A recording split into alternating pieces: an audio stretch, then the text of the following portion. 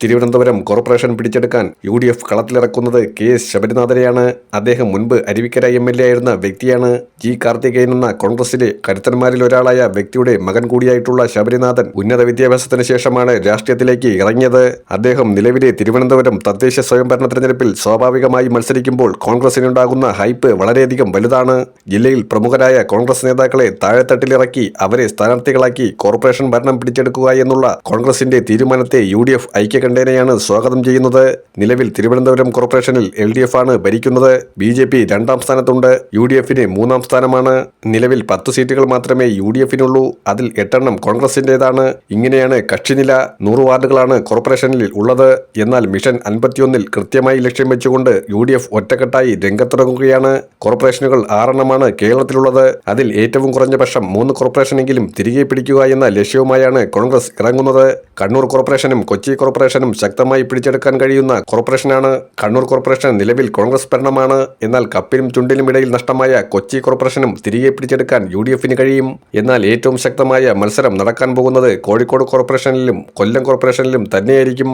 ഈ 2 കോർപ്പറേഷനുകളെയും ശക്തമായ പോരാട്ടത്തിലൂടെ പിടിച്ചെടുക്കാൻ കഴിഞ്ഞാൽ അത് 2024 നിയമസഭാ തെരഞ്ഞെടുപ്പിലേക്കുള്ള ഏറ്റവും വലിയ നീക്കമായി മാറും.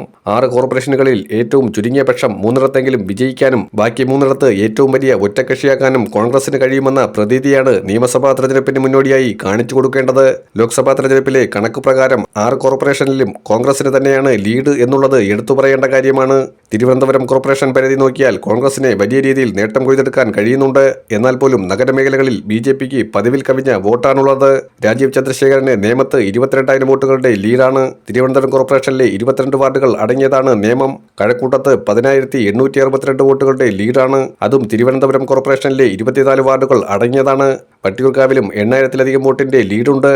ആകെ ശശി തരൂരിന് ലീഡ് ചെയ്യാൻ കഴിഞ്ഞത് തിരുവനന്തപുരം സെൻട്രൽ മണ്ഡലത്തിലുള്ള 20 കോർപ്പറേഷൻ വാർഡുകളിലാണ്. അവിടെ മാത്രമാണ് നേരിയ മുൻതൂക്കം തരൂരിന് കിട്ടിയത്.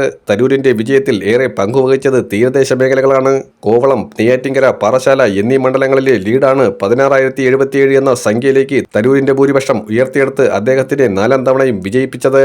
എന്നാൽ തിരുവനന്തപുരം കോർപ്പറേഷൻ BJPക്ക് വിട്ടുകൊടുക്കാനുള്ള ഒത്തുകളി പിണറായി വിജയന്റെ തുടർഭരണത്തിന് വേണ്ടിയുള്ള ഒരു ഡീലിന്റെ ഭാഗമാണ് എന്ന തിരിച്ചറിവ് കോൺഗ്രസ് നേതാക്കളെ വിറളി പിടിപ്പിച്ചിരിക്കുകയാണ്. കോർപ്പറേഷനുകളിലെ ഭരണം കൃത്യമായും നിയമസഭയിലേക്കുള്ള ഒരു സെമി ഫൈനലായാണ് കോൺഗ്രസ് കണക്കാക്കുന്നത്. അതുകൊണ്ട് തന്നെയാണ് ശബരിനാഥനെ പോലുള്ള കഴിവുള്ള വ്യക്തികളെ കോർപ്പറേഷനിലേക്ക് കൊണ്ടുവരേണ്ടതിന്റെ ആവശ്യകത തിരുവനന്തപുരം DCC ഇപ്പോൾ പറഞ്ഞിരിക്കുന്നത്.